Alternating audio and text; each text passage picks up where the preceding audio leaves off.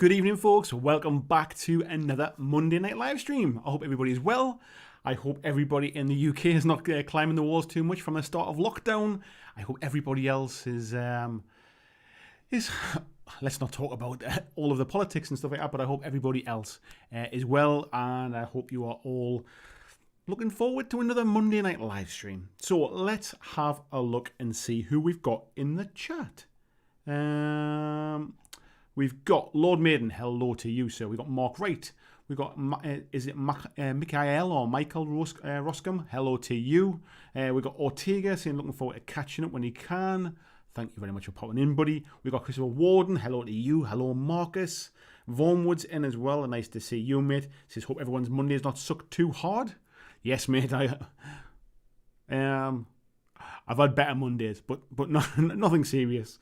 Barry Kleiber, hello to you, sir, as well. Hello to Christian. Thank you for coming in, mate, and looking after me as well. Thanks very much. Joachim, hello to you, sir. He said he's tired, but he must try and get some mini swap painting done before he hits the sack. Looking forward to seeing what you've done, buddy. Ian's in as well. Hello to you. Hello, Glenn Griffin as well. Hello, John Estel. Peter Nicholas is in. Ryan's in as well. Hello to you, Ryan. Mark Coley. Redwell's in as well. We've got a nice bunch in coming in nice and early tonight.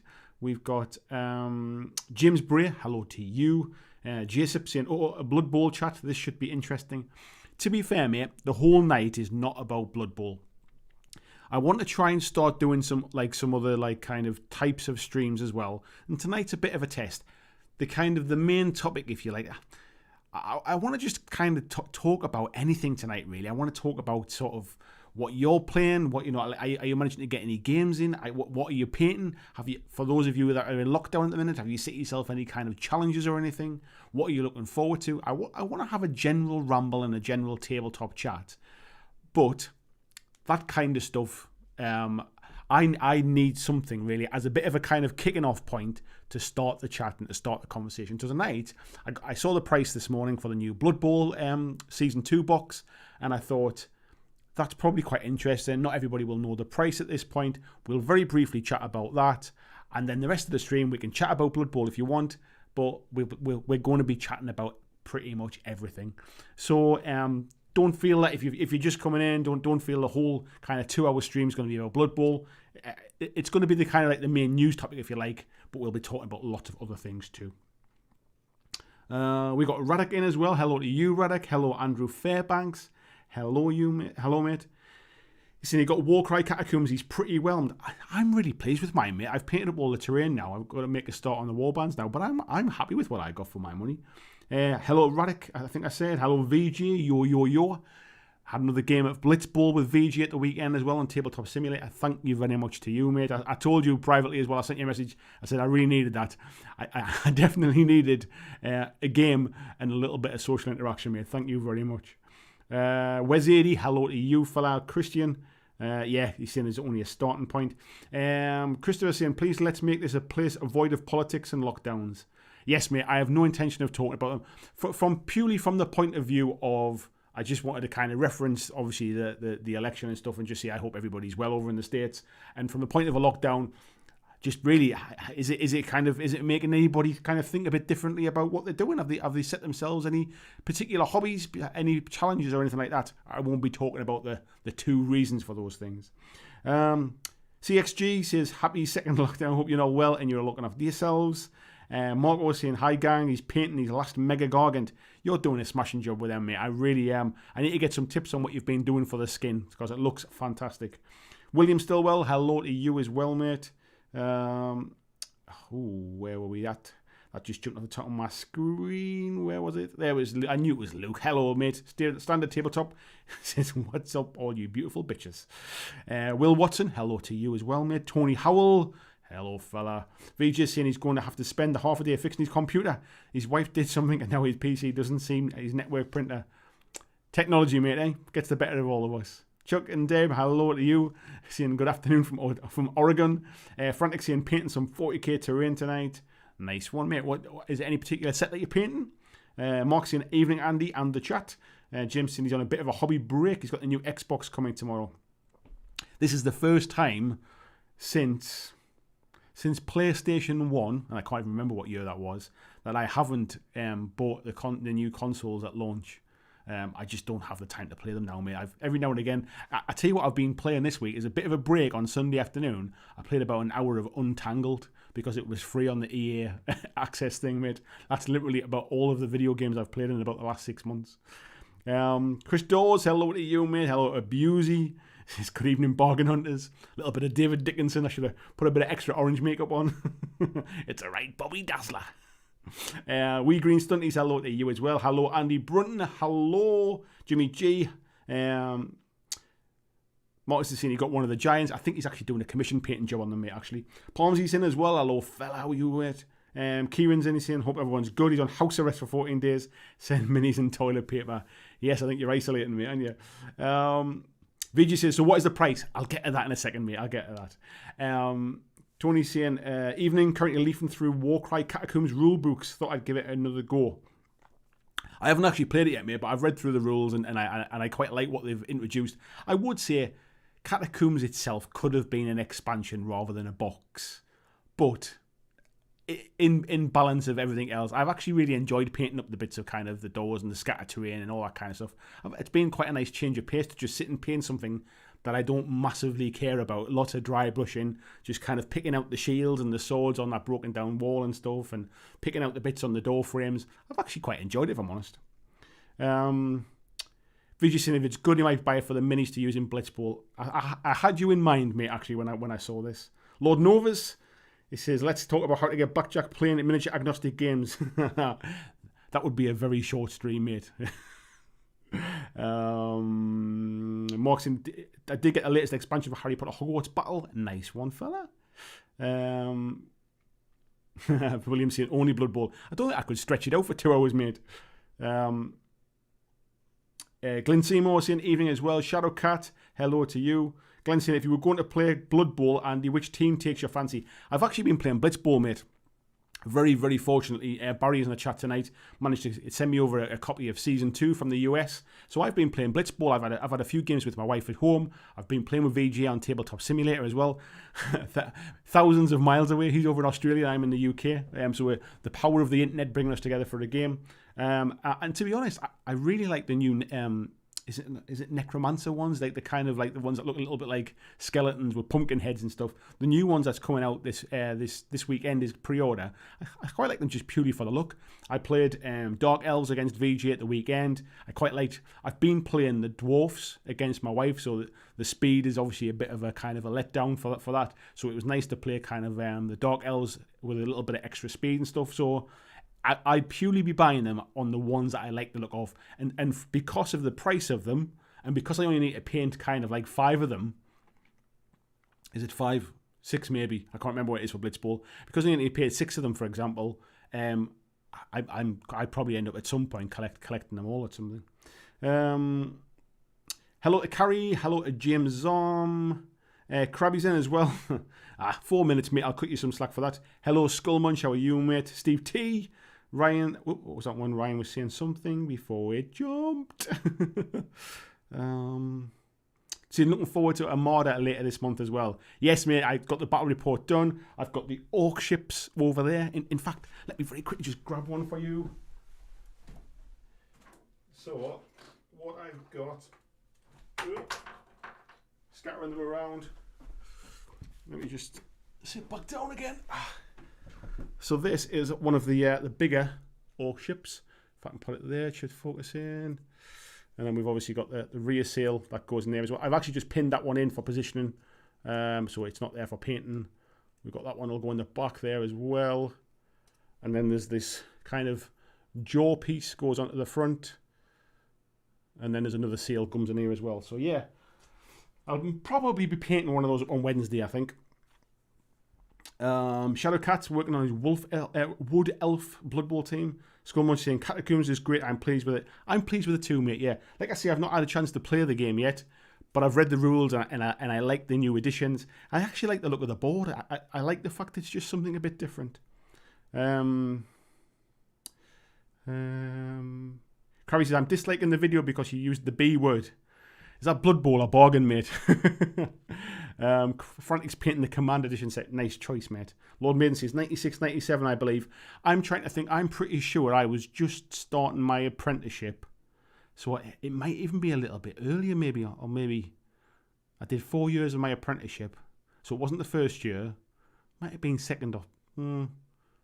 Yeah, it might have been, actually. Yeah, so probably around mid-90s, yeah. Dan Hughes, hello, mate. Made a Monday at last. CXG says, is the new starter set really only 50 quid? No, mate, it's not. But we'll get on to that very, very quickly. Hello to Daniel Engel. Hello, Vormwood. He's on a hobby break and he's moving house. Oh, I hate moving house, mate. Thordelim, nice to see you, fella.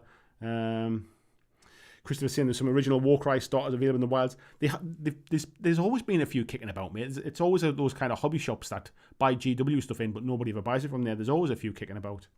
In fact, I think Jay from Tabletop Oddity, or what's his terrain channel called now? I forget the name now. Terrain Made Easy. He's just been selling his, I think.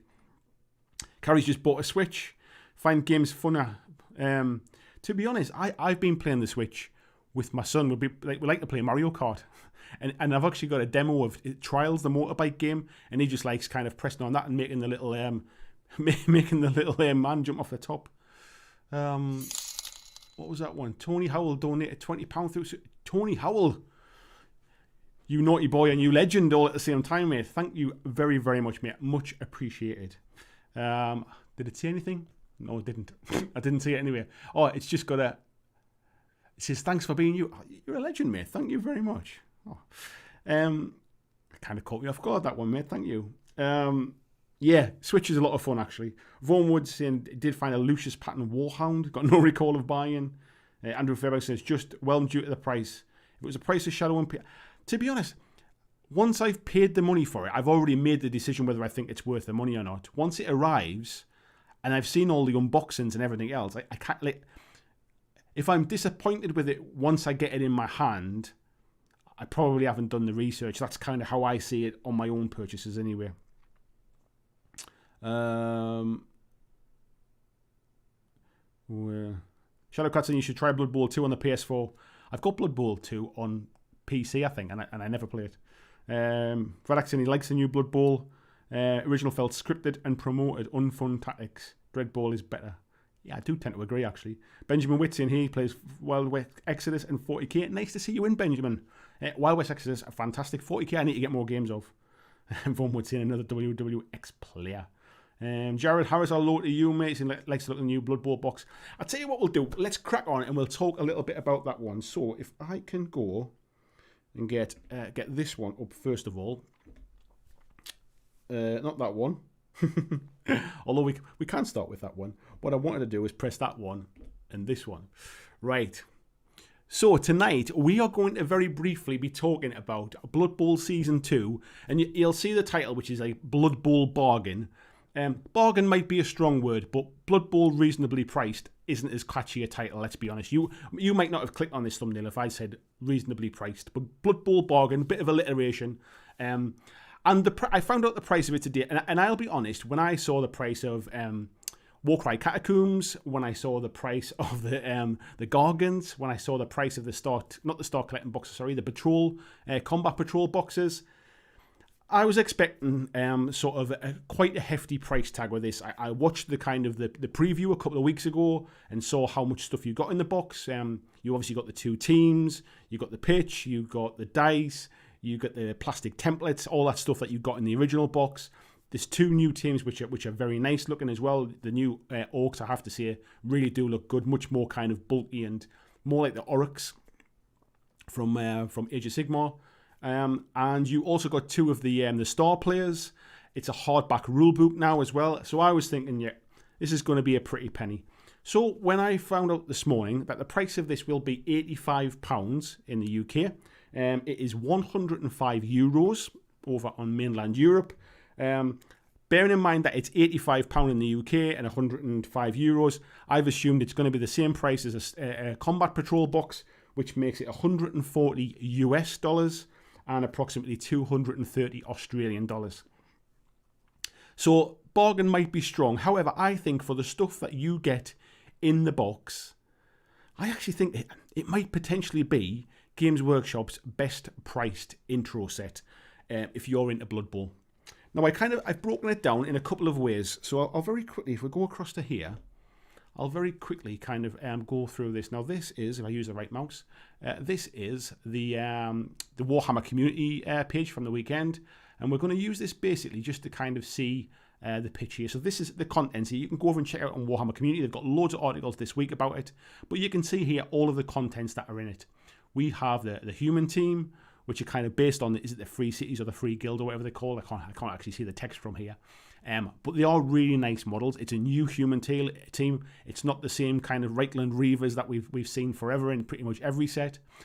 We've then got the orcs as well. And yes, it is humans versus orcs, which is always a bit of a shame. However, these ones are particularly nice. And to be honest, I'd probably pick these up even just for Blitzball to be able to kind of just paint these ones up. Now, when I saw the price, I did start to do that kind of like backwards maths of actually, if I buy this, bearing in mind it's £85, bearing in mind we'll get 20% off that. What's that, like 16, 17 quid off it? Like it's kind of, it's not too bad actually for the price of two teams. Then you obviously got, there's a hardback rule book in the box as well. It is available on EPUB, and the rule book is going to be available separately on launch day as well. So I went through all of the stuff. We'll come on to the cards in a second, but if I go, wrong one, this one. If I break it down, so you get a human team. Human teams are £26 each, or €34. Orc teams, £26. All of the new teams are still £26 as well. And there are some current teams are being re-released next week as well on the pre-order with all of the new stats in for Season 2. You also get an Ogre model. Now, if I can get the right buttons pressed here and go over to that one. Obviously, this is all of the different Blood Bowl stuff here.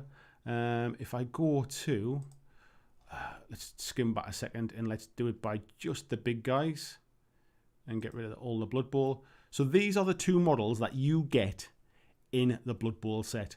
The Troll, which is the star player for the Orcs, and the Blood Bowl Ogre, which is the star player for the human team. And as you can see there, Blood Bowl Ogre is £15.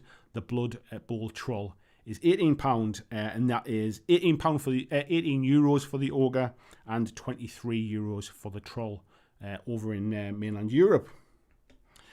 So let me just get my other screen back up here. So I break it down. You also get the rulebook inside. Rulebook's £30. You get a pitch and two dugouts. They sell for £28 when you buy the kind of the different ones separately. You get two sets of dice in there. The dice sell for £9 a set. And obviously the plastic templates, which you can't buy. But essentially, there's about 100, if you were to buy everything separately, there's about £161 worth of stuff in there.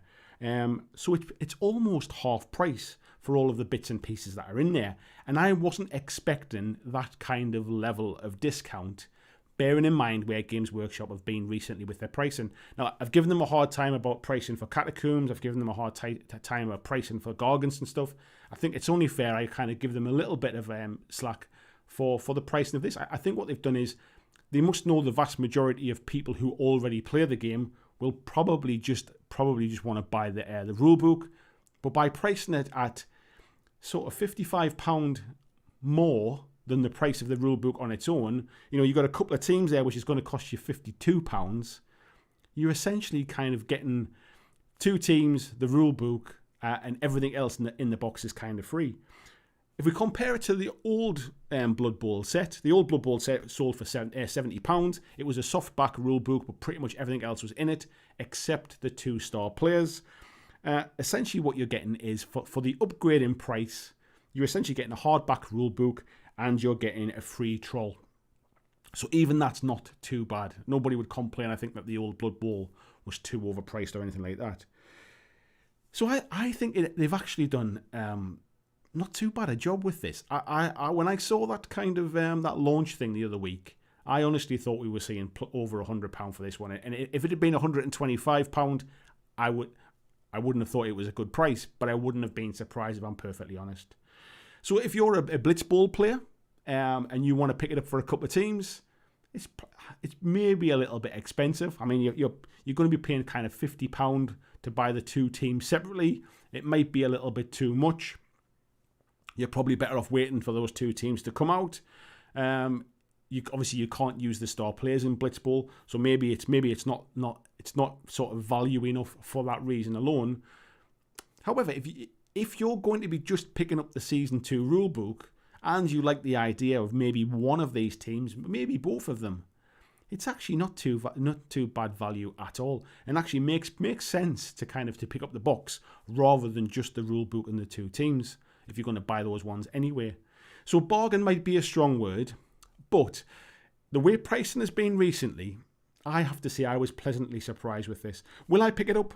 Probably not. Most of you know that I'm not a huge fan of Blood Bowl itself. I'm really enjoying playing Blitzball. Blood Bowl's not really my thing, but I have to be honest, like I said before, I've given them a hard time overpricing for some things. I think this actually is probably getting it right. The main audience for this probably already has boards and has starter sets. And by pricing it here, I think they've probably picked up a few more sales of people that were maybe just thinking about picking up the rulebook. So let me know what you think. Is Blood Bowl something you play? Do you already have everything, so the starter set's not something you'll even touch? Or is this kind of a day one kind of, I'll be pre-ordering it straight away? If you do decide to pre-order this, I'll have a link down in the description below, which will be a link to my Goblin Gaming affiliate link. They'll be doing it with 20% discount. So if you want to save a little bit more money and you don't have a local gaming store to support, please do consider checking it out through that link. Thanks very much. So folks, what do you, if I can go back here, what do you think? What do you think about it? Is it something that surprised you when you saw the price? Because I must admit, I was really, really surprised. Like I said before, if this had been £120, £125, I wouldn't have been surprised. I wasn't going to buy it anyway, so the price is irrelevant. But I was just surprised when I saw that this morning. Let me skip down and see some of this chat now. Hello, Steve Evans, mate. How are you doing? Andrew says, glad to hear you getting into painting by not caring as much. I found my personal stride by doing a model in 30 minutes. I think it was what I mentioned, mate. Was, I mean, I've stopped a long time ago. I stopped trying to kind of perfect my painting, and I know where my standard is now, really. And I'm generally getting faster. But actually, when it comes to painting like terrain and stuff, I actually find it a nice change of pace because it's almost like you can't really get it wrong. It's just terrain. If it looks a bit worn, if it looks a bit grubby or whatever, it's a building. It's not the end of the world kind of thing. Shadowcast is trying to get his hands on some Transformers minis. You can certainly get them from Hasbro. I forget who made the game for them now, but there used to be a Transformers miniatures game. And also check out Bot War as well, which is basically kind of robots in the Transformers style. They're not sort of specifically Transformers, but there's a lot of similarities in style with them. Where was that one again?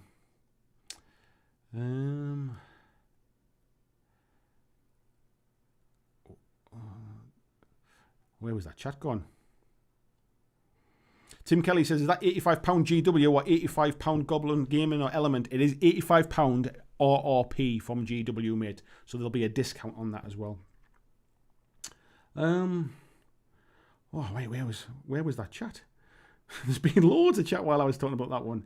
VJ saying, yeah, 6, but some of the teams are 7 and 8. I couldn't remember which one it was, mate. I know basically that if you buy a Blood Bowl team, it's like there's normally 2 frames in there. It's basically one of them frames. You could give that frame to somebody else or kind of like split them and stuff as well, which is great. Marcus is doing a bit of sketching out on a custom Warcry board. Nice one, mate. Warwick Dark Edge, nice to see you in, mate. Dan says he's just put his copy of Blitzball on eBay. Stop making me regret it. I'm surprised, mate. I think the problem is, and I understand why you've done it, current situations means we're just not getting the games in, and it's doing my bonds in, if I'm perfectly honest, mate. So I understand. I'll be having a bit of a clear out soon as well, because there's loads of stuff I just won't get to see the light of day, but Blitzball isn't one of them, mate, I'll be honest. James is going to buy the Dune Imperium Deluxe expansion box, about £100 all in. Coming back to that one, mate, I think. VJ saying, yeah, definitely pick up the Necromantic team. Yeah, I really like the look of them ones, mate. I'm sure I'll be able to use them for something else, Undead or something. Barry says, how about his Black Seas Royal Navy versus my Armada Orc ships? You're on, mate. If I can get out next year to Adepticon, mate, you're on. Shadowcat says, I'm female. Did I say he or her? I might have just said mate, which is just an affectionate term where it can mean anybody. So I apologise, Shadowcat. I know I'll remember. Thank you. CXG says, not even giving a order a look before I saw your Instagram post. Looked so cool, all set up on the table. I must admit, I am really happy with the models. As I said before, they're a really nice kind of change of pace, painting something that's just so different. John says, I like the orc ships because he's got Basileans and Kings of War, but they look amazing. Tim says, evening all, hello to you. Lee's in as well, scouting the web, says he needs to get geared up for Warcry. Got his Gloomspite warband, hasn't started painting yet. Small footprint games for me from now on. I do like a small footprint game, I'll be honest. Hello, Jack as well from Shaggy Wargaming. Andrew saying, in contrast to my films on Catacombs, the Shadow and Pain box, amazing amount of models and an amazing price that I crave. See, the problem with it is with sets like that, you end up with two armies that I'll probably never play. That's the problem. There's always just that little bit sort of too much that I'm not saying they're not good value, but there's always a load of stuff in there that I'm not that keen on. Most of those kind of double box sets have been like that, and I think people buy them because they think they're fantastic value. The best thing you can normally do with them kind of things is split them off. John Hedges, good evening to you. Lord Maiden's still waiting for his Catacombs box. Lisa, him and his son's been playing on the Switch and PS4 together lately. Duos on Fortnite. I'm well too old, mate, to be playing Fortnite. My reflexes are long gone. I used to play loads of Call of Duty and stuff online years ago and Halo, but yeah, I am garbage these days. Paul Inman, good evening, mate. So that's a really weird message in the super chat. It appears to be saying thanks for being a little fat blue narcissistic blob. I think it's a pair, mate, to be fair. I think it's a little pair. I know what it meant. 3Tier J, hello. Says, did we find out the price of the box set? I'm not sure if you missed it, mate, but it's £85 in the UK, 105 euros in euros, and I'm guessing at 140 US dollars and 230 Australian dollars. Luke said he's a much bigger Dread Ball fan than Blood Bowl. Yeah, I prefer Dread Ball, mate, but I much prefer the Blood Bowl minis. The Zord for Blood Bowl does look pretty awesome, I must admit. Bet there's a fair few conversions. Yeah, strangely, I've got the price list here on my phone, and there isn't a pre-order price for the Zord, which I don't know whether they've missed it off or whether I've just completely missed it, but it's not in the pre-order stuff for this weekend randomly, even though they said it's going to be. Christian sharing the link for the Facebook group. Thank you very much, mate. If you're not already in the Facebook group and you're on Facebook, the group is essentially just all of the folks that kind of come here on the live chats, where it is just general hobby, bits of painting, what are people playing, little bits of questions and advice. Just a nice chilled out place. Doesn't matter which aspect of the hobby you enjoy. It's just a place to kind of hang out with like-minded folks. Phil saying, yeah, it's a good price. Hello, Phil, by the way. Vijay says he's getting the Zord for sure. I'll find a way to use it. Marcus the Cool, hello. He says £85 is a bargain by GW standards, and that's let's take it into account. Let's be honest. In comparison to where prices have been, like for example, you can buy Blood Bowl Season 2 for £85. You can buy one of the new Combat Patrol boxes for £85, or you can buy 2/3 of a Gargant. It's like the range of the price. It's like even some of the stuff I've talked about in the past about how they price things up depending upon how many things they'll sell and all this kind of stuff. It's almost like that's gone out of the window now. I mean, I think the price for like the £26 for a Blood Bowl team actually isn't bad. I actually think they're not too bad. I know some people will want to buy multiples to kind of to field their team in different ways, but it's one aspect that I do like about Blood Bowl is the kind of buy a box, play a team.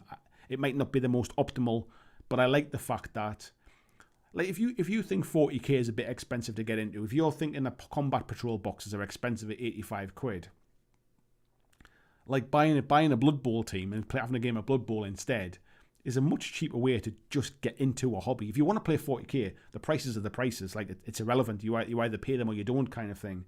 But if you're just wanting to get into hobby and you want to paint something a bit different, or you want to play something, Blood Bowl's not actually a bad place to get in.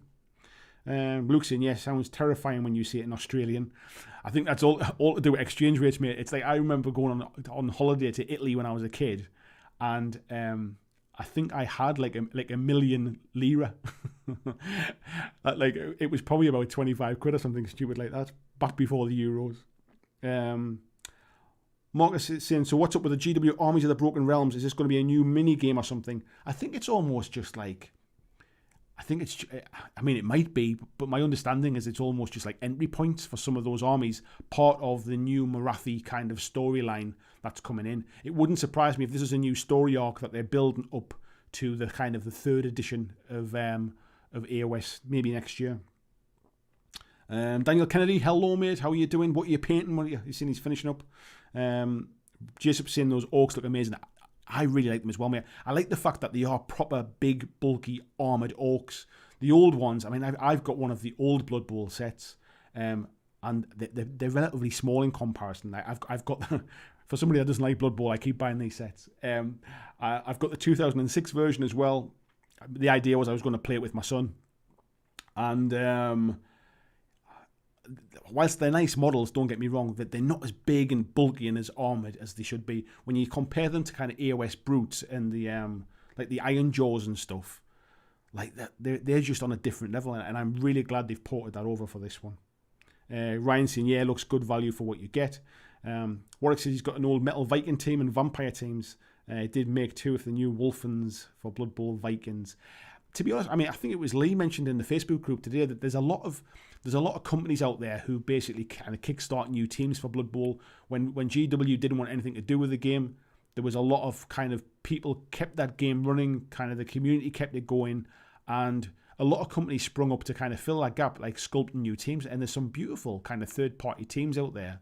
I think Season 2 is GW's almost it's their pitch to kind of to claw the rules back for them. Like these are the new rules now, because the old rules essentially had been around for years. That when they brought out the 2006 version, they pretty much just took the living playbook, or the living rule book rather, and just basically cut and paste it a little bit.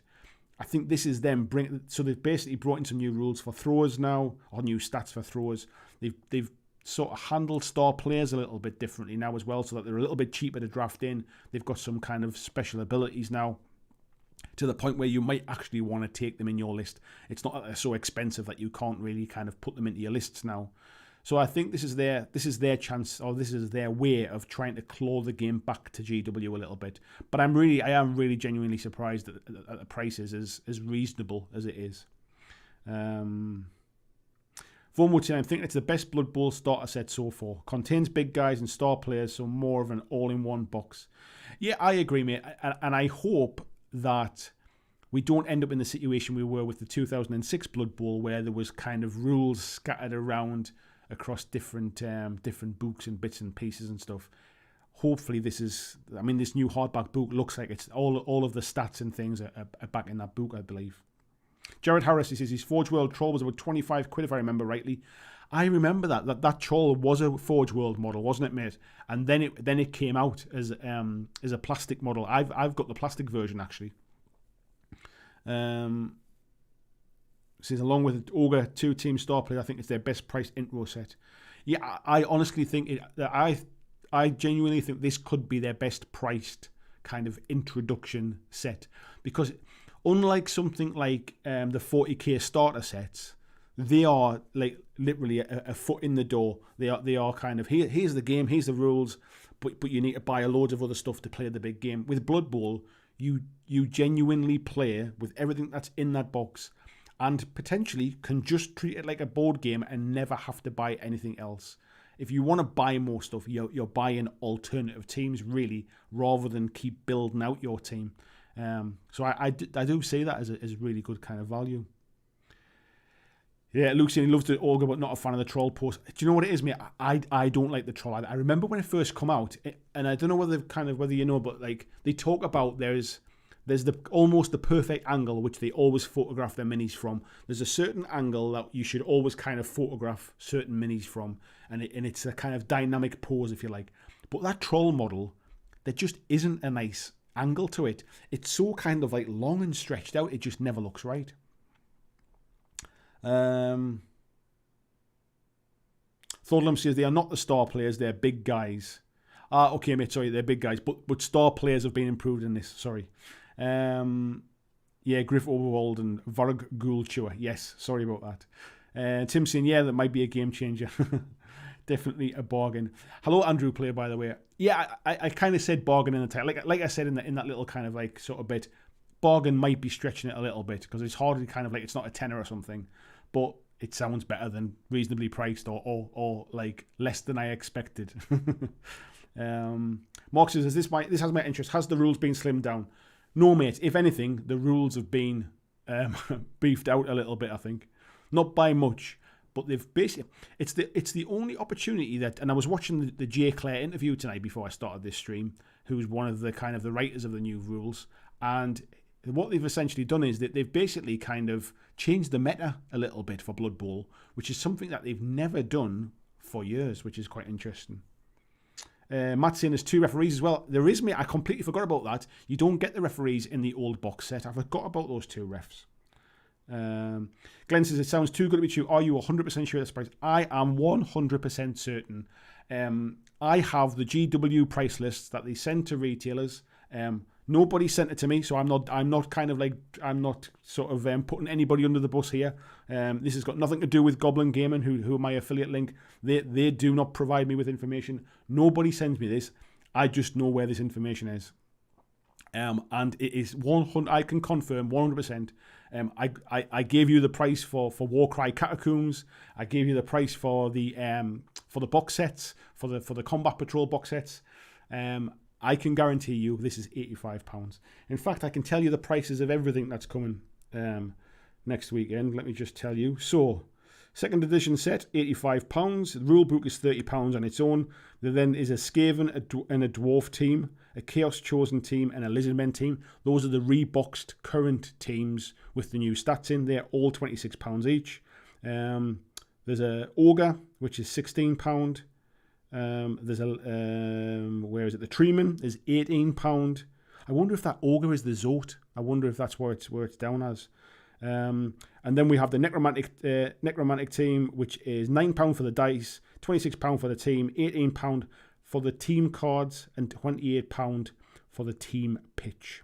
So there you go. Those are the prices. Dan says, is there much difference in the rule book? They've added a few extra rules, mate. They've obviously got all the new stats in there as well. There's a lot more background and fluff, which I don't think was really in the first book so much.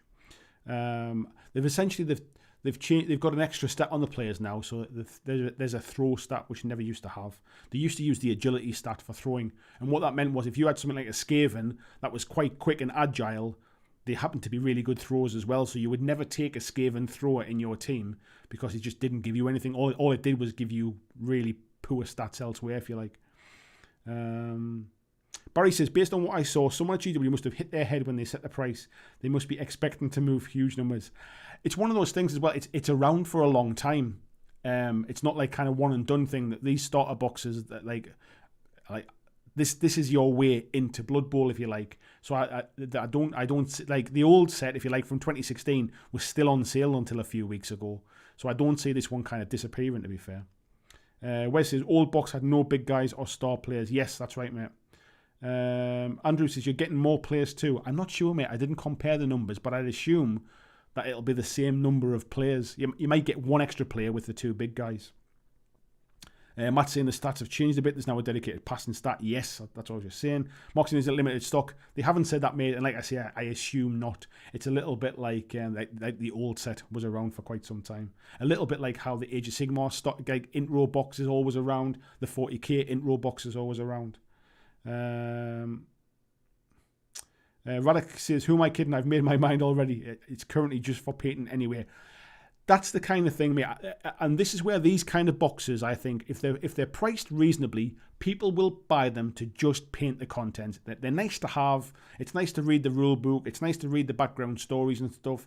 It's nice to have the minis to paint. Like if you're thinking you've got 2 teams, 2 referees, 2 big guys, there's a lot of stuff in there just to paint, even just for a bit of a hobby project. And then if you factor in getting something like 20% discount if you're buying from places like Goblin Gaming, I mean, what is that? My mental maths. 8, 16, you're probably talking 17 quid discount, which takes it down to 68 quid. That's not too bad, really. VG says you would get 4 teams for Blitzball, remember? Yeah, exactly, mate. I just need... maybe gift them to somebody to play against. Lord Maidensian looks like a birthday present. Nice one. VG says, you could play mirror matches, mate. I hadn't thought about mirror matches.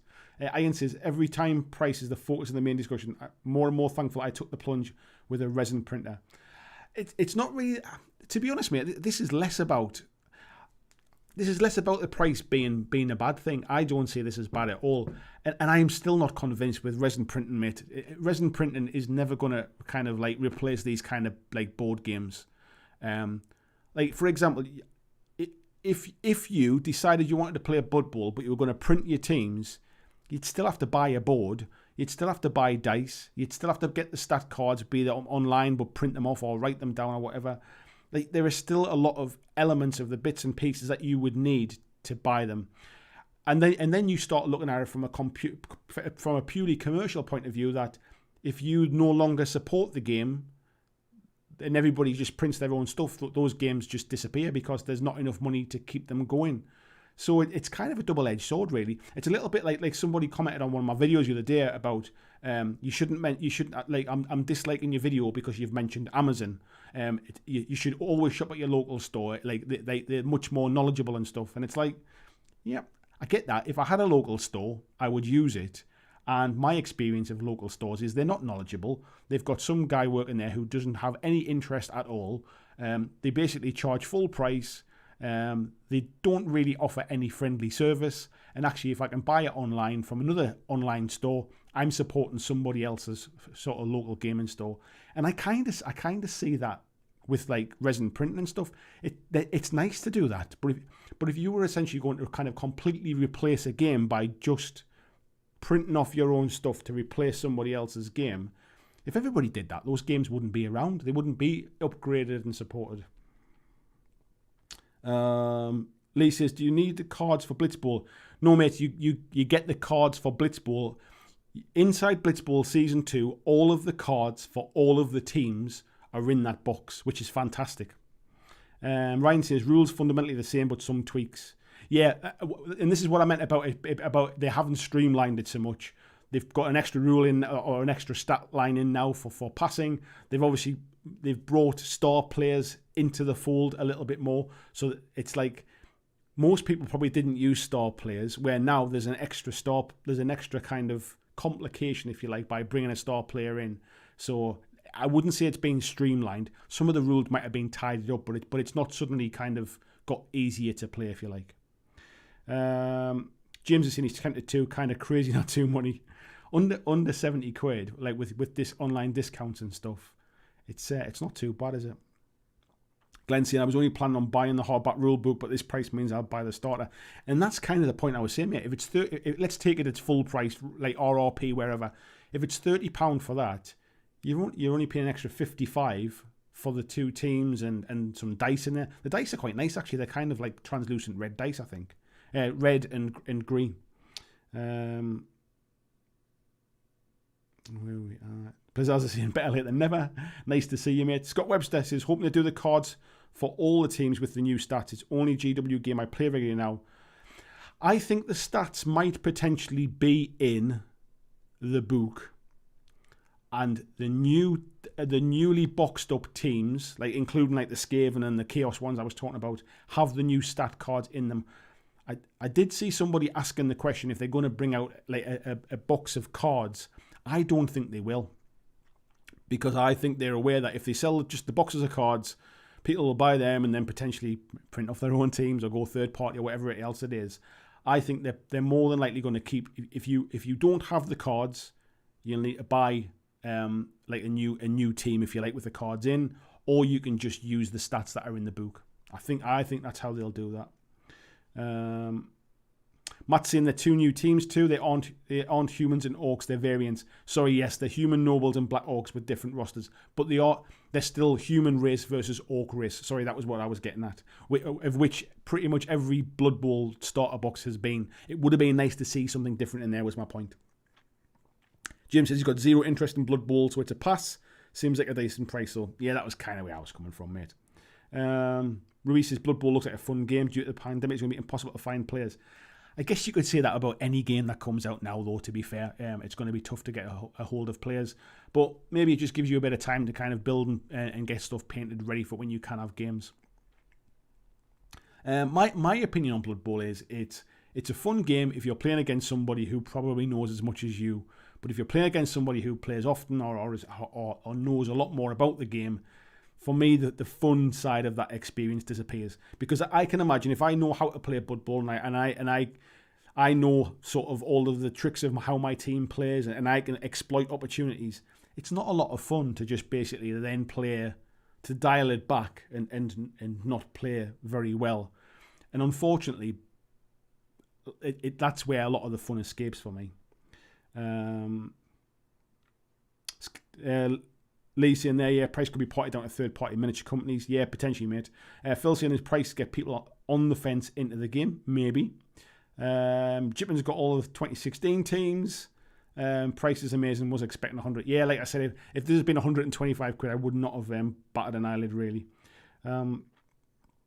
Right. Let's just jumped massively. I'll just dive back in because it's jumped a bit too far. I'll dive in here where Daniel's just tagged me. He said, I'm painting up a Banshee. It's the last of the models he's got left to paint for his Night Stalkers. Nice one, mate. Hello, Stan Richard, as well. I've just seen your name there, mate. Where are we at? Steve. Oh, sorry, VJ saying, definitely some beautiful third-party teams out there. There is, mate. Yeah, there's some lovely stuff. Steve saying these days tend to paint more than I play. I've always painted more than I play, mate. That's nothing new for me. I'm just not getting to play at all hardly now. That's the problem. Thorlim says Jay, who was the lead rules writer, revived Lord of the Rings miniature game, so he's looking forward to see what he did with Blood Bowl. I don't think he's essentially done too much to it, to be fair, mate. I think they're just trying to change it up a little bit, freshen the game up, because the rules haven't changed for quite some time.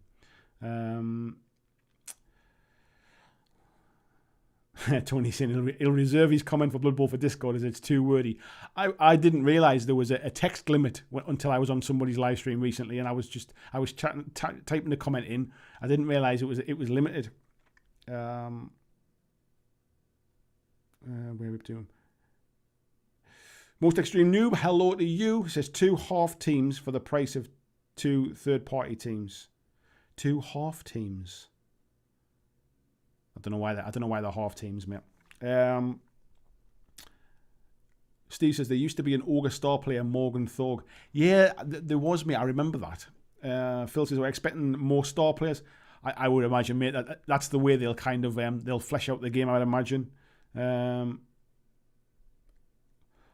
Lord Mason, didn't they make all of the current teams in the book as well? Yes, I believe so, mate. Bruce, hello, mate. How are you? Hola. VJ saying, so Puff is to buy a Blood Bowl box set. Figure the rules suck. Play Blitzball. It just took me a long time to get there, mate. CXG says he got excited for a second thinking we're going to get new Lizardmen models. That reminds me, have we heard anything about the new Seraphon for Underworlds since the Skink? I think the problem is I think they started to kind of like tease some of this stuff, and I think their release schedule pretty much went out of the window with all of the delays and stuff. Like, I mean, if you think some of the Warcry stuff for Catacombs was like sort of teased ages ago. Lee saying he's starting on an edition shortly after it hits the shelves makes sense because it can get feedback as the game is played as soon as possible. I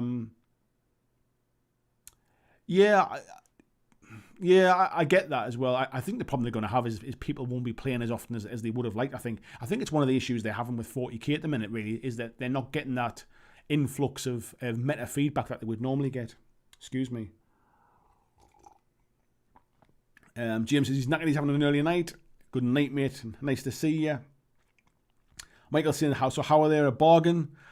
Like I said, mate, like bargain might be stretching the truth, but it's they are reasonably priced. You're getting a good price for what's in that box versus buying everything separately and versus the stuff that's been coming out recently. So, at least you wouldn't mind trying Blitzball. Really love the main game. Never stop playing it. What I like about Blitzball, mate, is it's not just about scoring touchdowns. the challenge cards is really what drives the game, and you can't just kind of castle up in the corner and protect the ball, and you can't be kind of cagey about your player. You can't. You like if you're in the lead, you can't just sit back and defend the lead, because there's all sorts of rules. Like if a team doesn't score a touchdown and doesn't score a challenge card in this turn, an extra ball appears. And things like that. So you end up with like 2 balls. Me and VJ were playing the other night. They end up with 3 balls on the pitch at one point, and the touchdown ends switched around, which just kind of completely blew my mind. Jeffrey saying hope Santa shops at Barnes and Noble. Yes. Warwick says his local game store is very magic focused. A lot are made because they make so much money from it. He says the staff can mention that sometimes people can come and play a tabletop anything, but the college kid working the counter can't remember when that is.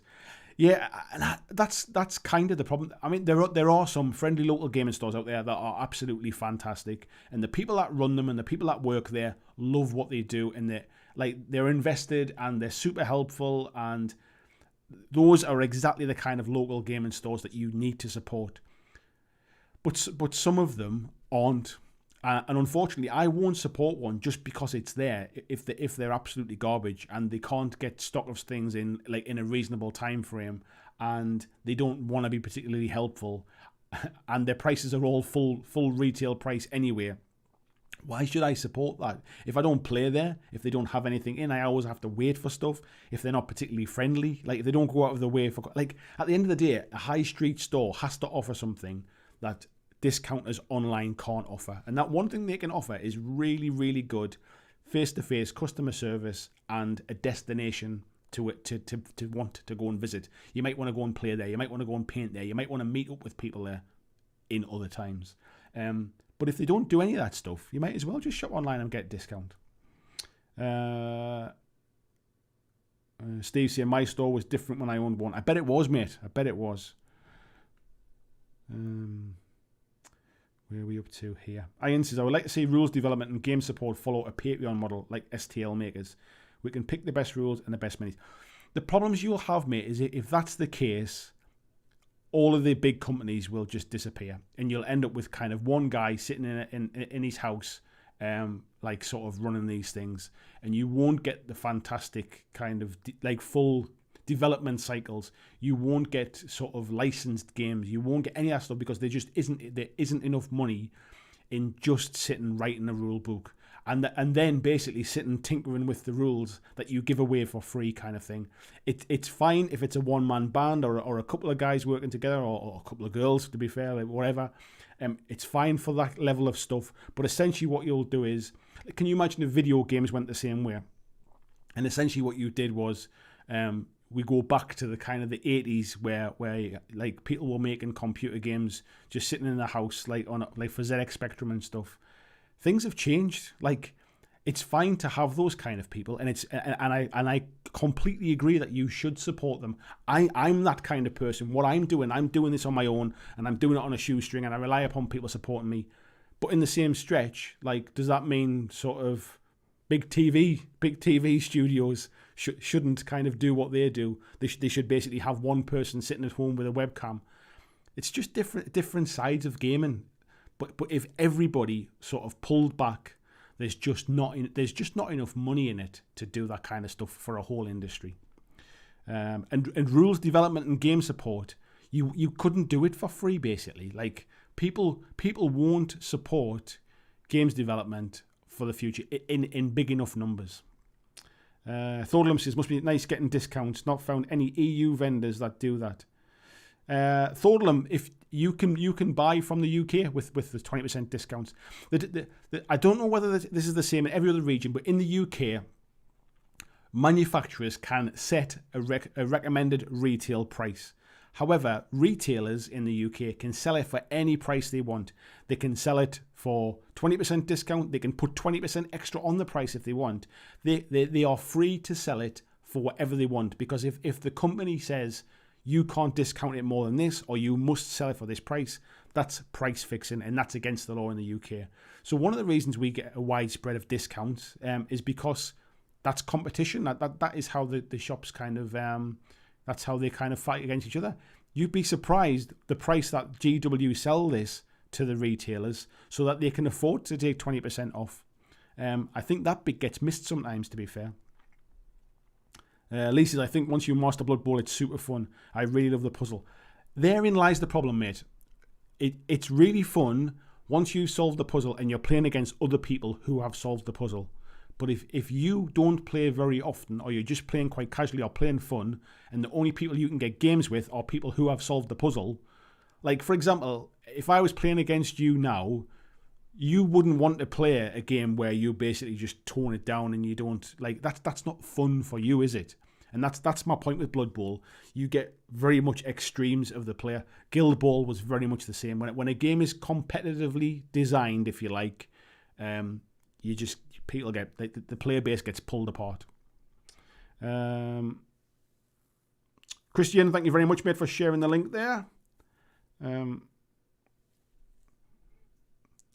Tanuki D says, do we have a price on just the rulebook? Yeah, it's £30 in the UK and it is €40. I don't know what that is in the US, but if you can find something that's £30 on the UK site or €40 on the European sites, that'll be the price in elsewhere. Yeah, Vijay says 3 balls switching end zones was crazy. It was, mate. Where else we at? Vijay says hassling James for any info.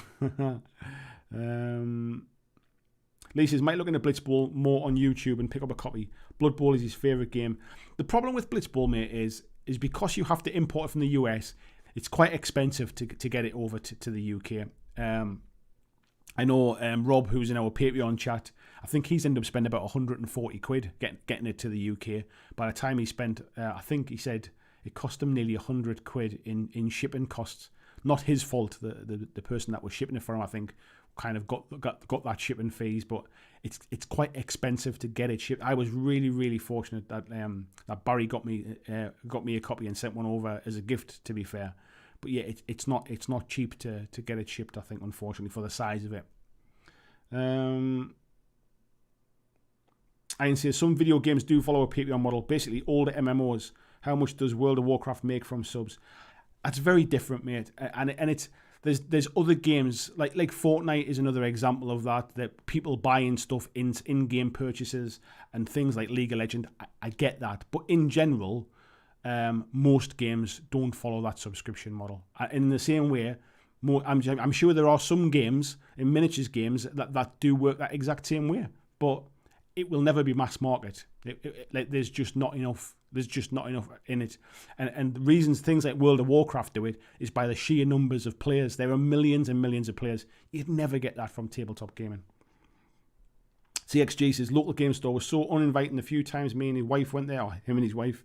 It makes no sense as they turned away business. I've had exactly the same. I've got a video on my channel about my not so friendly local gaming store and about the fact that I went there with the sole purpose of, I'm not going to shop online, I'm going to try and support my local gaming store.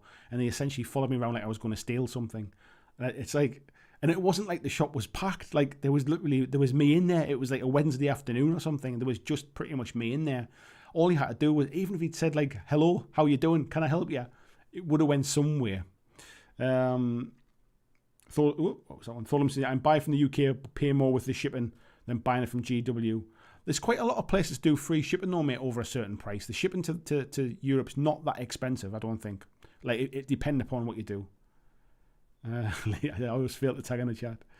Tony said he has to gush about his friendly local gaming store. They're brilliant. Yes, your local gaming store, mate, Mighty Lancer Games. They're one of those stores that absolutely 100% have the customer service side of it nailed. Unfortunately, not everyone does. Jared says, to be honest, local GW is always top draw. His mate's the manager. He plays Blood Bowl in a league at a local game store, so I buy all my Blood Bowl stuff there. A lot of people support their local GW store because actually they have a good relationship with the guys and girls that work in there. They go in, they play their games there, they like to hang out and kind of meet friends there and stuff. And actually for them, paying full RRP to go and kind of be part of that like local community, if you like, is worth it to them. And I completely get that. And it's the same for any other kind of game store. If you feel that you're part of game stores need to create a community. If they are literally just a shop and they offer nothing more than a transaction, Why would you not save 20% and shop online? Marcus says, I sometimes work the counter at his local game store just helping the owner, but I can only help with 40k, a few other games and most RPG questions. But any but AOS. And do you know what it is, mate? I don't expect game owners or game store owners or game store workers to know about every single game that's out there. There's too many. They don't need to be experts. They just need to be friendly and helpful. And if they don't know, just say that. Like that's not a problem. I don't expect to go in there to get like kind of in-depth meta knowledge about a game. I expect them to know things like, oh, there's a new one coming out next week or something like that. Like the stuff that you need to know to run a business, basically. Maverick saying, do we know the box set price? It is £85 in the UK, Maverick. It is €105. It is about $140 US and about $230 Australian. Stan says, agree and disagree about playing with better players. The Geordie Blood Bowl League has several top coaches, but they help new coaches and have developed a strong league. I think that's different when there are people that are generally willing to give up their time and to help new people. If you are playing against people who are just good players and they just want to play a game, that's very different to people that want to help new people pick up the game. But if you just go and get crushed every time, there's no fun in it. Yeah, and Stan said it depends on the players. I agree, mate. It definitely does depend on the players. Marcus is saying, at his game store, the owner goes out of his way to help out people and very friendly. That's exactly what you need, mate. Glenn says, have you seen the new free stuff GW stores will be doing going forward? I have, mate, yeah. So they're going to be doing these coin things, and they're going to be doing something with paint, I think, as well, where you can, is it buy 5 and get a 6th one free or something, which I think is actually a pretty good deal. And they're going to be doing certain models as well, aren't they? Limited models and stuff. They're certainly trying to push people back into their own stores, which is something they've never done in the past. The only time they've ever really tried to push people into their own stores is like when they have like the birthday celebrations and stuff, and you can buy certain things. But in general, they've been quite happy for customers as long as they're buying GW stuff. They're quite happy. It doesn't matter where they buy it from. I think the difference is now is GW are selling so much of their stuff through third-party sellers now because of things like 20% discount in the UK that they're trying to claw a little bit of that back now, and GW won't start discounting because then they're almost kind of then they're competing with their distribution chain, which doesn't work. Like very few, if any, companies, like for example, Apple would never discount their products, like sort of versus like a retail store. Warlord Games don't really, they have the odd sale and stuff like that and kind of like bits and pieces, but generally they don't discount their stuff online. If you want it discounted, you've got to shop elsewhere. They might do some kind of like bundle deals and stuff, but generally they don't discount from the RRP pricing. Fantasy Flight Games don't do it. It's basically like you're competing against the people that are helping you get your product out there if you start discounting bigger than the retailers do it, if you like. So they won't discount it. So what they're doing is they're giving incentives for you to come into a store and buy from them. And that's exactly what I mean about on the high street. That's what friendly local game stores need to do. You need to do things like have loyalty schemes. You need to do things like have kind of birthday celebrations and all that kind of stuff. What does your store do that makes me want to go there rather than stay at home in my nice cozy warm house and just buy it online? That's why they need to do something different. That was what Glenn was just saying. Thank you again, Christian, sharing the link there as well for Goblin Gaming. Thank you. The way I see it as well, just speaking of Goblin Gaming there, if you don't have a friendly local gaming store or your friendly local gaming store doesn't stock the things that you want, by buying online, you haven't suddenly kind of sort of sealed a pact with the devil. Those stores that you're buying from are still somebody's friendly local gaming store. You are still supporting a small business somewhere. If you shop through my affiliate link, let's say you buy this Blood Bowl set, not only are you supporting Games Workshop by buying it, you're supporting Goblin Gaming by buying from them, and you're supporting my business by shopping through my affiliate link. Like it's not like signing a deal with the devil to buy stuff online. Those are still small businesses that need support. But if you have a local store where you go and play your games, if you don't support it, that store won't be around for long. That's kind of my point. So if you have a store that you use on a weekly or a monthly basis or whatever, support that store or it won't be there. Where was this one? Andrew says, I usually go to local GW store because our area isn't exactly stereotypical area for such a store. I've gotten more AOS games there in a month than I had at a generic friendly local game store over 5 years. Yeah, that happens as well, mate. I mean, I said this the other day when I was talking about Citadel paint pots. I buy Citadel paints. I have all Citadel paints pretty much because they're really easy to go and pick up. I can pick them up from like a kind of a local like there's a Boys store. Boys is spelled Boyes. Who sell Citadel paints and sell kind of GW models. They sell a few bits of Vallejo stuff as well, but nowhere near the kind of that full range. I can go to my local like GW store. Like if I just want a pot of paint to replace one that's run out, I can go to the Metro Centre. It's free parking. I'll probably go there with my family and stuff and then do a bit of shopping and do other things. I can nip in, buy that pot of paint. If I shop online, it'll cost me as much in delivery for that pot of paint as it would have done for the paint itself. So some things kind of it makes sense to shop at GW because they have everything in store. But generally I don't play there, so I don't feel the need to kind of, if GW's shop disappeared tomorrow, it'd be a pain in the arse for getting paint. But that's pretty much all it. Like it's that for me personally anyway. I don't play there. Gavin is Gavin. Hello, mate. It said, I'm surprised how many people open shops that have no social skills and don't seem to have any interest in developing them. I kind of, do you know what? I mean, I do find it strange that some people, like if you want to open a hobby shop or a model shop or a kind of like a miniature gaming store, you must have some kind of interest in it. You're not going into that as a business based upon the fact where you're thinking, I'm going to make millions out of this. That's not the kind of store that you would do that.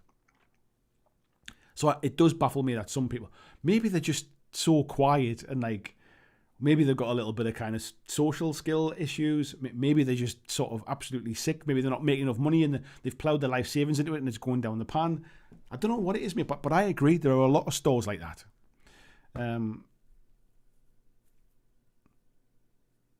Luke says, out of curiosity, have you ever considered doing this on Twitch rather than YouTube?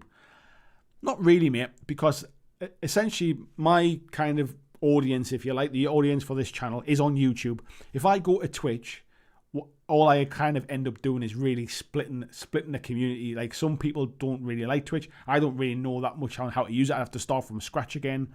And actually the experience for me and the experience for the viewer is not really that different. Folks are coming in and are able to kind of chat to me. I can chat to you. I can read the chat. The experience is the same really for both of us. So yeah, for me, I don't see what the benefit would be. I get that some people do it to keep their live streaming away from the main channel. But as I've said before, I'm not in this to make mega bucks. I'm in this to build a community and stuff. And actually, by keeping it all in one place, there's more chance of me building a community around that. So yeah, I think it all gets a little bit kind of corporate if I start saying like, oh well, all of my live stuff needs to be on Twitch and my normal videos are on YouTube. It ends up becoming a bit of a mess. People don't know what to expect, I think. Luke says, what was the paint offer? I think I missed it just then. Let me see if I can go back to this screen. Oh, have I closed it down now? Let me I'm using the wrong bloody mouse, that's why. Hang on. Let me go back to here. And I think, let me see if I can see it. It was on the Warhammer community page a little while ago, where new Warhammer retail website, was it, or something? Celebrate Blood style, no. There's definitely a video about it online. Here it is. 3 more reasons to discover your Warhammer store.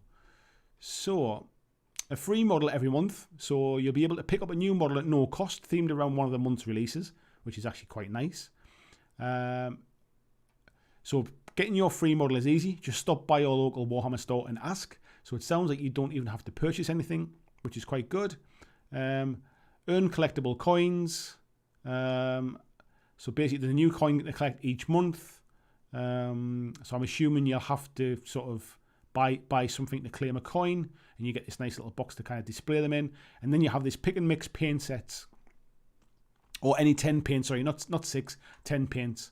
So choose any 10 paint pots from the Citadel range and get the most expensive one free, whether you're looking for loads of contrast or battle ready or layers and shades. So they're going to, and actually these little trays are not too bad either. So yes, starts from Saturday the 7th of November. Obviously in the UK it'll start probably in December, but yeah, it's quite a nice little deal, that. So yeah, that's something that they're doing to try and get people into stores. Let me skip down a little bit and catch up and see where we're up to. Oh, yeah, low bin's just in there. Yeah, buy 10, get the most expensive one free. Yeah, I had 6 in my head for some reason. Lisa, yeah, there's a big disparity in games when skill levels are not matched, but seeing it in AOS and 40k too. Yeah, I agree. You do get it in those games as well, mate. However, those kind of games are a bit more swingy when it comes to the dice. And Blood Bowl is one of those games where you get the best out of it from doing things in the right order, and that can take some time to get your head around.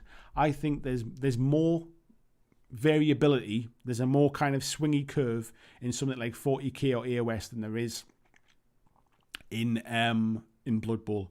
And I think sometimes even just getting your butt handed to you in 40k sometimes, as long as you feel like you're having fun, as long as you feel like you're kind of like you're taking models off the table and stuff, I like the opponents, obviously not your own. I think you can kind of excuse some of that.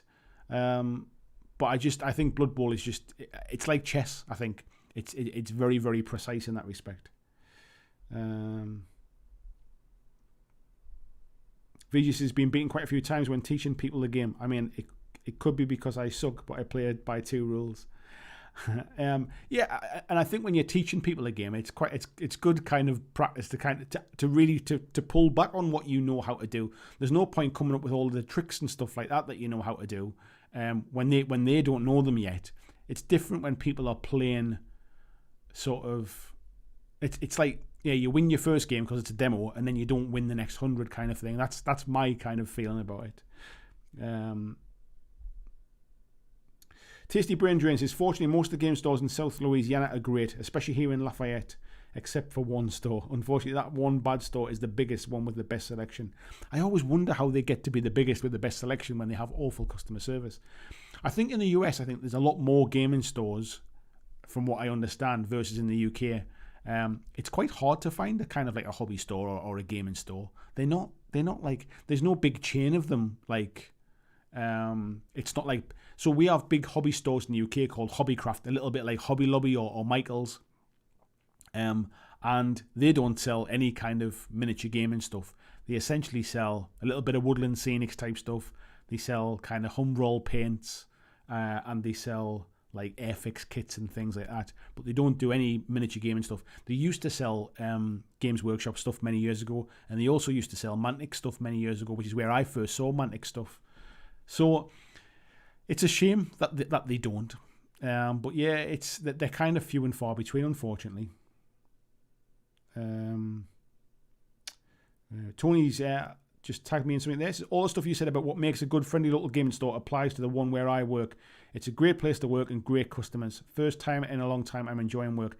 It makes a massive difference, mate, honestly. Like, and I know not everybody enjoys their job, and I'm sure people have bad days. It doesn't matter. Like this, I love what I do, and I still have bad days because I got to do admin stuff and taxes and all that kind of crap. But it's like when it comes to sort of friendly local gaming stores, it's all about the experience. It has to be a place you want to visit, because if you don't want to visit it, you're kind of wasting your time going there. And to be fair, if it's not a nice place to visit, those people don't deserve your money, regardless. Tony saying, when you consider overheads of running a store versus retailers, it raises the question of which is more lucrative. I don't know the answer. It's an interesting question. The difference is, mate, like running a store is obviously you do have overheads, but if you're a retailer, like if you're if you're GW, you've still got overheads. If you're Mighty Lancer Games, for example, you'll have overheads. The difference tends to be in the sheer volume of stuff you do. It's the reason why Element Games and Goblin Games and Wayland Games and stuff can sometimes offer bigger discounts, because they shift a hell of a lot more stock. So because they sell more stock, they got more money coming through the business. They are buying more stock from GW, so they're entitled to a bigger discount. So all of those things kind of play in, and it's kind of chicken and egg. You almost need to sometimes drop your price to grow your volume to get your discount down. It's just about sheer numbers. I looked to open a gaming store many years ago, and when I literally went through all the financials of how much stock I would have to shift to compete with like 20% discounts online. You'd need to be shipping a hell of a lot of stock, and I'm sure that's not changed. Yeah, Lee saying about VGA about playing against the win at all cost guy. Yeah, definitely, mate. Peter Kuhlman, hello, mate. Just back from work. No painting. The light above my table went the weight of the dodo. Oh, I've just ordered myself a new painting light, actually, like a long thin one rather than just a spot lamp. I've gone for like a strip light type thing with a daylight bulb. Fumble says there's a lot of weird combinations on Fumble. Tabletop Wolf, hello, mate. How are you doing? Nice to see you. Says Blood Bowl 2 is a bargain. Is in my eyes was bloody shocked when I saw the price. Will mean I can finally look to import Blitzball. We'll watch this back in the morning to see your thoughts. I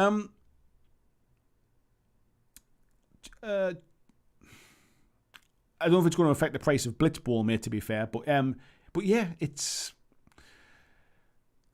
it really surprised me when it came to the price of season 2. Like I said before, mate, I was surprised. Tony saying, what's Twitch? Twitch, mate, is essentially a bit like YouTube, but it's all live streaming. Well, you can watch some video on demand stuff, some old stuff, but you wouldn't record a video and then put it up for people to watch. You would do a live stream, and then it would save your live stream that people can watch back a bit later. If you've ever watched any of the GW Open Day stuff type things, the reveal videos, they do it all through Twitch. I think Uncle Adam from Tabletop Minions does his kind of painting streams and stuff through Twitch as well, and he keeps all of that from his YouTube channel. The difference is, if you've got a YouTube channel like him or like GW, where you have hundreds of thousands of subscribers, you can afford to have a small portion of them come and follow you across to Twitch. I can't. I need to keep everybody in one place together. Foible Games, nice to see you, mate. Says, late as usual, Blood Bowl 2020 is a must-have. Loads of great content. What was that one? I think it was it Samuel Bridge? Did I read? Samuel Berridge. It says, all the new pitch squares clearly marked. I really struggle to see the squares on the 2016 one. Sam, I'm not sure, actually. I don't think I've really seen the board up close. Let me have a quick see if I can find the board again. If I can go back and just... I appreciate this is not much fun for you watching me do this. I'll see if there's any close-ups of the pitch. It's hard to tell, mate. I mean, let me just flick across. I'm looking at this pitch here, and it's hard to tell from here. But to be fair, it's quite a distance away. I don't think there's any other pictures of them or anything like that. Oh, let's have a look. You might be. These are some of the hard to tell, mate, on these. But I do know exactly what you mean. I think they're quite difficult to see sometimes as well, to be fair. Jared says, have you considered opening a gaming store? I'd put a tenner on you being good at it. I would love to, mate. I think it's one of those things that in the future, I'd like to kind of give it a go. So if I could get to a point where this YouTube stuff is kind of is making a bit more money and is sustainable, I'm going to outgrow this room, basically. Like, everything is done from this spare bedroom at home. Eventually, I would outgrow this space.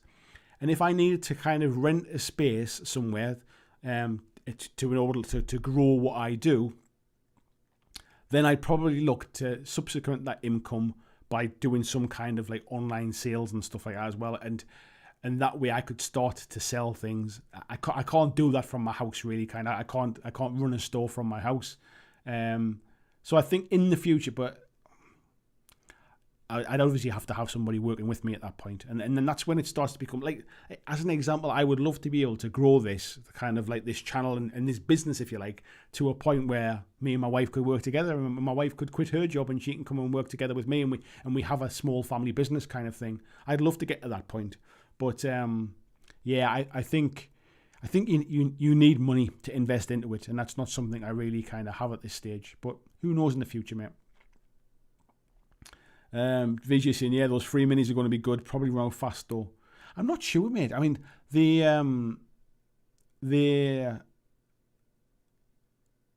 always have loads of what they called Stormcast Eternals and stuff together. Or Space Marines, don't they? That's what they use for painting in the store. It wouldn't surprise me if they just do a boatload of them as well, because what they don't want to do is they don't want to start saying, oh, there's a free mini, and then they all go in the first hour. That'll be disappointing. They might, to be fair. I think store owners will start to keep them, or store managers will keep them back for people who buy things. They'll very quickly know the people that just come in and go, you got a free mini this month, thanks very much. And they'll just say, oh no, we've got none left, kind of thing. So it wouldn't surprise me if they get a bit smart with them. VG saying, I wonder if they get the stock at the start of the month or later. It was saying it's starting from November the 7th, so it wouldn't surprise me if they get in the stock at the start of the month. Fumble says, Blood Bowl is like chess, except sometimes you really want to melt your dice. Or your opponent, mate. I can imagine. Jason says, yeah, I can't stand it when someone is teaching me a game and they're trying to annihilate me. That is exactly what put me off 40k, mate. I had a training game or an intro game of 40k many, many years ago. And the guy that was teaching me, I say teaching in inverted commas, basically made the rules up as he went along and absolutely wiped my army off the table. And I didn't know that that's what he'd done until much later when I kind of started to try and learn the rules again myself. But yeah, it put me off 40k for a long, long time. What was that VG was just saying there? I just read something there with VG had said about Blood Bowl is like chess, except you can lose 5 moves in advance and then get kicked in the nuts. Yes. Lord Maiden says, when I played my Necromunda game last week, my model started dying quickly. My leader ran away and we called it. My opponent then realised I won as I had the objective in the right spot. See, now that's something that I would say as well when we were comparing to kind of 40k and stuff and power gaming. Games where you start to play the objective. I used to love Malifaux because it was a game where it wasn't about killing. You could lose, or as long as you play the objective. Get your model. It's one of the things I love about Warcry. Play the objective. It's not about killing each other. If I get to the objective first, it doesn't matter how good a player I am, whether I'm terrible or whether I'm good. You've got to get it off me. You've got to get me off it. And I think that the game swings and kind of changes more from those kind of things, and it's relying upon dice rolls.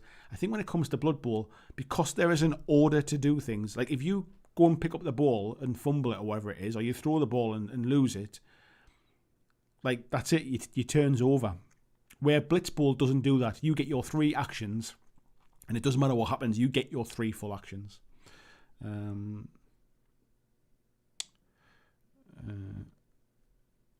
Lord Maiden said, I didn't realise that the game ends when one crew goes. Yes, yeah, it does, mate, doesn't it? James Hart says, Gaming is the best local gaming store. Good prices, good atmosphere, and an opponent I can beat. James, I didn't know you were mates with Ross. Ross is a mate of mine, mate. We met up a few times now, but we spent many a night drinking at UK Games Expo last year. And Ross is an absolute sound lad, great. And I was over the moon when he opened his own store. Because of the kind of restrictions and stuff, I've not managed to get down to see him yet. But as soon as we can kind of travel eases and stuff a bit more, I'll definitely be getting down to check out his store. VG said Adam has a Twitch stream later today for anyone interested. And he'll be looking at it while he's in the studio. Paul says, unless you're part of a community in a friendly local gaming store, you don't owe them anything beyond the price of any purchase you make. I hate people telling me where to shop. I agree, mate. That's exactly the point I make. When I say you should support your local gaming store, I mean you should support the local store where you play your games. If you don't play there, it's just a shop. It's the same as any other shop, unless when you go there, you get really good service. That's exactly the point I'm making, mate. Support the place you play. Otherwise, support the companies that you like to deal with, basically. Sam saying, we have any idea what the price of the box will be? Yes, 85 quid, mate. Vijay saying, I prefer the proper squares on the Blitzball pitch. Yeah, they're definitely, they're almost like tiles because it's almost like a dungeon type thing. They're proper tiles, like squares on the Blitzball pitches. Because it's a pitch, a field, I'd rather they just mark them into squares rather than having them really light kind of little crosses in the corners. Foible Games says, various Blood Bowl pitches are hard to make out, Dwarf one especially. It's annoying that they prioritise artwork over gameplay. It does look fantastic, and I get what they're trying to do. They're trying to make it look like a big kind of like a pitch without their markings on them. But I'd rather it was more obvious, if I'm honest. Stan says, let's open the Toons primary gaming venue. We can settle later who's the brains and who's the beauty. It's a good job I've got brains, mate. That's all I can say then, because I ain't got any beauty. I would love to do. I've looked to see where the location would be, to try and like, sort of like where it needs to be within kind of like sort of transport links. It needs to pick up kind of university traffic, all those kind of things. I've looked at like many times, but the numbers unfortunately just don't stack up. Unless you need to have stock. Nobody is going to come to your store to order something to arrive next week or in a few days' time. Not when they can get next day delivery online and to get 20% discount. So you need to have stock, which means you've got to have plenty of sort of back end behind you to get it done. It needs to be a really nice place. I wouldn't want to open one of these places that looks like kind of like a murder basement. Like it would need to be a really nice looking store. And so I've got all the ideas. I just don't think there's enough money in it. I think that's the problem. It's really hard these days because of the internet. It's really hard these days to kind of get up that curve and start getting your sales going. Ian says, I'd love to run a store where I live, but I'm not sure what the future looks like for gaming. Magic is the main source as noted, but will it be around in 10 years?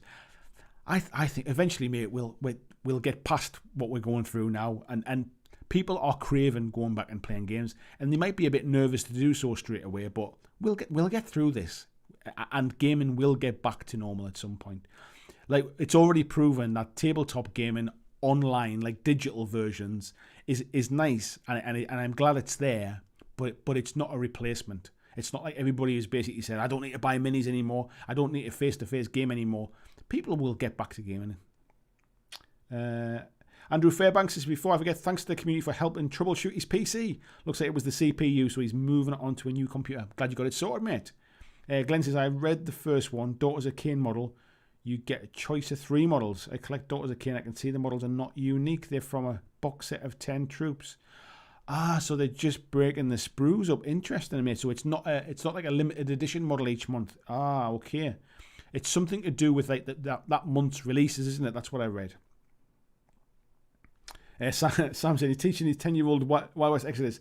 He utterly annihilated me. Yeah, that's what my kids do as well, mate. And Scott says, did someone see a Malifaux? Did I just catch up with the chat there? There you go. That can't be bad, can it? Let me get a quick drink. So then, folks, is there anything else you want to chat about? We're kind of bang on time. I normally finish about 10:30, so I'm pretty happy to finish it there. But we've still got 114 people in. I'm happy to crack on for a little bit longer if folks want to. Tizzy Brain Drain says, yes, gaming will be coming back. It's just a matter of time. Yeah, 100%, mate. And I think that, like, instead of us all painting our armies up, getting ready to play, we just keep buying loads more games and having an even bigger painting pile.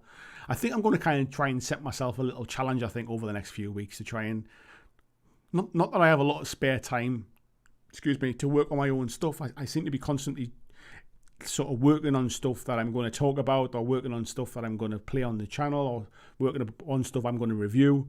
So I'm finding it's hard to nail down what's my hobby time because I enjoy everything I'm doing. Like even if I'm painting something up for a review, I'm still sitting enjoying painting those models kind of thing. If I'm sitting painting on a live stream, I'm still sitting painting those models and I'm enjoying it, but it's on a live stream. So I need to kind of balance about what's my hobby, what's painting just for me, and what's painting for my job. I need to sort those stuff.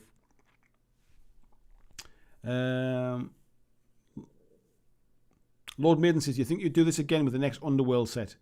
Yeah, I don't see why not, mate. I think it depends on whether there's anything really new to it. I did buy Beastgrave, actually. Played a few games of it. But again, I played it like a board game. Like, that I think I like the ability to just basically buy what's in the box and play it. And if I really enjoy it, I'll buy extra stuff. It's exactly what I did with God Tier. I played it like a board game. I loved it, so I bought extra stuff for it. Did the same thing with Warcry. I played the Iron Golems versus Untamed Beasts for a long, long time against my mate, without really having to switch anything out and play different stuff. So I played Beastgrave like that. I forget what it's called now, but whatever the new one is, I think I forget what the name of it is called. It depends on whether there's something to kind of to really talk about, really. VJ says he's spoken to the missus. Looks like he's getting Kings of War new set for his birthday and a more of a Christmas. Nice one, fella. Marco says Catacombs book. Do you think they'll release separately, or are they just going to include those rules in the Grand Alliance books? It wouldn't surprise me if they release it separately. Hello, Marco, by the way. Because they're selling those Catacombs boards separately as well. It wouldn't surprise me if it does get released like bit by bit. In the same way you could buy the Warcry rules separately as well. I would like to see them do that so more people pick it up, but I can't see them. I don't think they're going to put any rules into those Alliance, I forget which one it is, books. Krabby says, what makes good gaming terrain? I'll tell you what makes good gaming terrain, mate. When it makes the game interesting. Like a lot of having nice terrain on a board for me is not about making the game more fun to play. It's about making it more visually appealing most of the time. Otherwise, I could just put cardboard boxes on it. Like I could literally put a yogurt pot and a Pringles tub, and it would have, if it was just about the game, like something to hide behind. It's more just about kind of like making it look immersive and setting it in a world kind of thing and creating that alternate world, that alternate fantasy world type thing. Chris Short, hello. He says, so is Blood Bowl 2 a bargain? Yes or no? Bargain. I think it's really, really well priced, mate. It's probably about 30 to 40 quid cheaper than I expected it to be. So yeah, in relative terms for GW stuff, yes, I think it is a bargain. Scott says, my painting pile is reducing again, so I've decided to go into paint his Mansions of Madness. Nice one, mate. I've been going through my stuff to see what I've got left to paint. I've got my God Tier stuff to paint. I've got the rest of my Super Fantasy Brawl stuff to paint. I've still got my Indomitus Marines left to paint as well. A little bit of Wild West Exodus stuff. So yeah, I've still got plenty on the go. Although I did reach a point not that long ago where I basically ran out of stuff. Ryan's playing Mythic Battles Pantheon with his son at the moment. He's doing some ancient Greece at school. Ah, nice, mate. You'd be loving that then.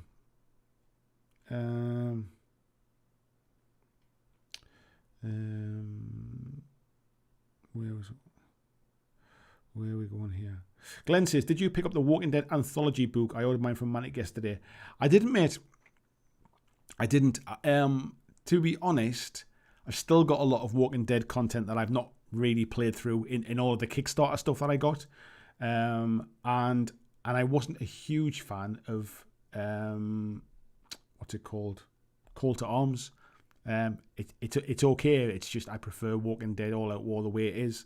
So I personally didn't buy it, mate. Foible says, do you reckon then coming next for Warcry, do you think we'll see any new Catacombs terrain or Catacombs set without war bands? I think we might see that. It wouldn't surprise me if we see like expansion packs which have like little bits of terrain in with special rules for that terrain. It wouldn't surprise me if we see stuff like that in the future.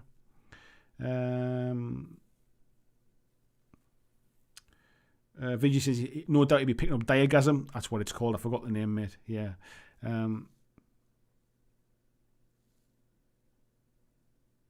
Diagasm we're talking about there.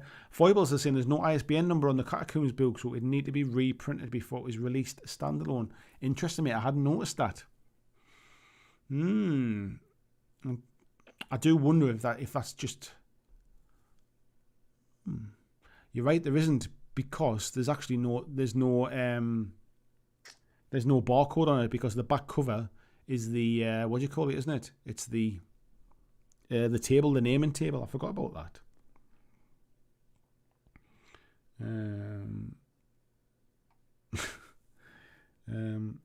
Rui, hello Rui, says, you really like All Out War from Mantic. Do you like where the game is right now? What would you like to see for the game?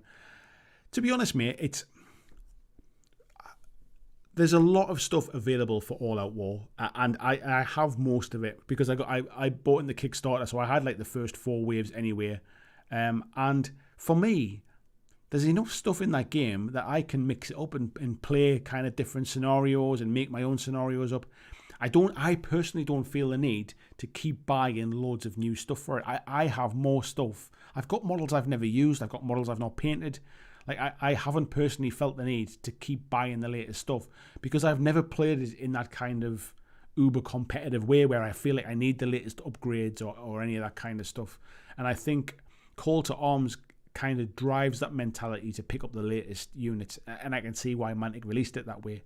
For me personally, I just love the way the game plays, and I love the fact that I can mix and match and take different models and create stories. It's a game that me personally, I don't need anything more from it. It's almost like I'm happy with where it's at. If it keeps growing and more stuff come out for it, so be it, but it's not something that I feel like I need to chase really. But I really like the rules. So as long as the rules don't start changing, I'm happy. Like if they did change, I'd still just play with what I've got, if I'm honest. Marco says, sorry for asking more about Catacombs. How much of the content is related to those 2 warbands and board exclusively? I have a funny feeling about it. The stuff in the book is to that board exclusively, in terms of that's what it shows in the pictures, but there are other Catacombs boards available to purchase, so you can just mix it up. It's, to be honest, the bulk of the rules is the what's it called again? The not Path to Glory, like the campaign stuff that's in there. It is the rules for the Catacomb, the terrain of like, so this wall with all of the bits of weapons and stuff on it does this, and this lever opens these doors and that kind of stuff. It wouldn't surprise me if they release kind of these little expansion packs and build on that really. It's definitely optional. You do not have to buy it to play a Warcry. You could buy the rule book and buy some terrain and buy a board and stuff, or buy one of those terrain sets if they're still available. You definitely don't have to buy it. But to be honest, I'm happy with it. If I wasn't happy with it, I wouldn't have bought it. And when it come out, the box is surprisingly heavy. There's a lot of plastic and obviously a couple of books in there. It is quite heavy. I really like the war bands that's inside it. I prefer the Shadow Stalkers over the Signs of the Flame. But I've actually, as I said earlier on the stream, I've actually really enjoyed painting up the scenery, and I think the board looks great with all the scenery painted up. I'll get some shots of it tomorrow. I'll put it all together and I'll get some shots of it. Gavin says, has anybody else heard rumours on Battle Forces? Are we getting them this year? Not heard anything, mate. It wouldn't surprise me if they do. It wouldn't surprise me if they don't, if I'm honest. I think it's potentially one of those things that would potentially, I'll say that again, it could be one of those things that gets squeezed out of the releases this year because they're delayed because of the COVID shutdown stuff. Mike G says, I feel if they made Underworld's warbands able to play in Warcry, they could just shoot their sales through the roof. I get you can now as it counts as, but more of he's some cards to play. I think the problem is, mate, well, they could do, I suppose, but I think the problem, maybe if you could use them as like mercenaries or something like that. Maybe in like maybe if they released like an expansion book with all the different war bands in. Video Senior, I like to see special rules for Underworld war bands. Yeah. Where was this one? Scott said he's off to catch some sleep. Good night, mate. Peter says his painting pile's grown again. Bought a bunch of his old out-of-print GW models. An old Cadian Griffin tank and a Bretonian Green Knight and metal Ogrins. Yeah, those metal Ogrins were a bit weighty. Mike G says, not saying they need special rules, just bop them in. Yeah, I'm surprised. It wouldn't surprise me if it was something we see in there in White Dwarf, mate, to be fair. Jared says he's going to bow out. Been a pleasure. Thank you for coming in, Jared. Nice to see you. CXG says been painting his all-out war set this week. Need to paint some zombies and the cars from the terrain so I can get a game. I blame Andy for the massive hit my wallet took this month. Sorry, mate. Yeah, I really like all-out war. It's a game that I have really kind of fond memories of right from when I first got it. It got me back into gaming again. It got me started with my YouTube channel. and I love the game. Skullmunch says, isn't the new Underworlds called Diachasm, not Diagasm? That's the other person. I've got no idea, mate. I'm just reading what people are writing down. I can't remember. Aaron says that should say my pile of grey plastic. Working on mini swaps has definitely slowed his progress on the pile of grey plastic. Yeah, it will do, mate, won't it? Chris is saying he's late on joining. Can't find a price on Blood Bowl Season 2. It's 85 quid in the UK, mate. It is 105 euros. It's about 140 US dollars and about 230 Australian dollars, mate. There you go. Yeah, everybody else is quoting there as well. Yeah, Redwell saying 140 US. Yeah, that was good then. The artwork is pretty dire. Ryan says he's getting into painting again. Recently he was working his way through the old Lord of the Rings magazines and painting those figures. Nice one. Jacob says, anybody try that new Elder Scrolls minis game? No, I've not tried it personally, mate. I watched a few videos of it when it was first getting launched and stuff, and it wasn't my kind of thing, to be fair. But then I'm not a huge sort of fan of the I've played kind of Elder Scrolls games, but I'm not I'm not addicted to them. I'm not a massive huge fan of them, if you like. So it just didn't have the pull for me. Vigi says there's a Slash mini in Diagasm or whatever the hell it's called. Looks good. The cow-elves can get milked. Yeah, I'm not a huge fan of those either. Peter says he got every model from the all-out war lineup until including Fear the Hunters. Can play the entire campaign more than enough. Yeah, I'm the same, mate. I think we all feel the need to keep buying new stuff when it comes out, but there's so much stuff that in those 4 waves of stuff, there's plenty of stuff in there that I've not played, and I've made up my own campaigns and stuff, and so my own kind of scenarios rather. Andrew says, Necromunda question, how much of the current rules are based on old rules, or is there a lot of new stuff? Curious what that might mean for Warcry. I think the difference with Necromunda, mate, was it was essentially pretty much ported over, wasn't it? From the original ones with a few tweaks to it. I don't think they're going to change it, Warcry, mate. Warcry is just it's pretty straightforward, simple to get into rules. And I think it has an audience, people like me, who don't want something overly complicated. And I think that's enough for them, to be fair. I think they're happy with that.